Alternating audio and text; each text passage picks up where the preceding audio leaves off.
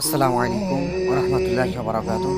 हज़रात, महफ़िल मिलाद मनाना चाहिए या नहीं? हरमैन शरीफ़ैन और अक्सर बिलाद इस्लाम में ये रवाज़ है कि माह रबीउल अव्वल में महफ़िल मिलाद पाक मुनाक़िद की जाती है, जिसमें विलादत का बयान और कसरत से दुरूद शरीफ का विर्द होता है और बातूर दावत शीरनी भी तकसीम होती हैं। ये अमल बाइस खैर और बरकत और रसूल आली वक़ार सल्लल्लाहु अलैहि वसल्लम से ज़्यादा मोहब्बत का सबब है। 12वीं रबीउल अव्वल की ये महफ़िल मदीना मुनव्वरा में मस्जिद नबवी के अंदर मुनाक़िद होती है और मक्का मुअज़्ज़म में रसूल अकरम सल्लल्लाहु अलैहि वसल्लम की जाए पैदाइश पर शाह वलीउल्लाह मुहद्दिस दहलवी रहमतुल्लाह अलैह ने फ़ुयूज़ुल हरमैन में लिखा है कि मैं इस महफ़िल में हाजिर हुआ जो मक्का मुअज़्ज़म में रसूल अकरम सल्लल्लाहु अलैहि वसल्लम की जाए विलादत पर मुनाक़िद हुई थी। इसमें विलादत और वक्त विलादत के ख़वारिक़ आदत का बयान हो रहा था।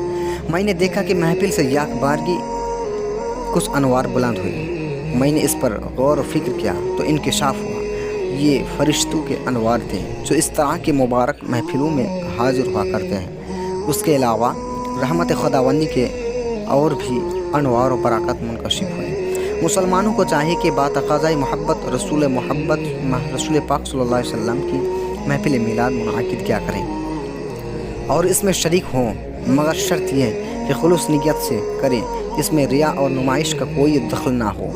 नीज़ इसमें सही और मोतबर रिवायत ही बयान की जाए। अक्सर लोग जो इस महफ़िल में सिर्फ शेर ख़ानी ही पर इक्तफ़ा करते हैं, ये गैर मोतबर रिवायत बयान करते हैं। ये अमल अच्छा नहीं और उलमा ने यह भी लिखा है कि उसमें वफ़ात शरीफ का जिक्र ना किया जाए, इसलिए कि ये महफ़िल मिलाद शरीफ की खुशी में है कि मुनाक़िद होती है। इसमें गम जांगा का बयान नाज बे है।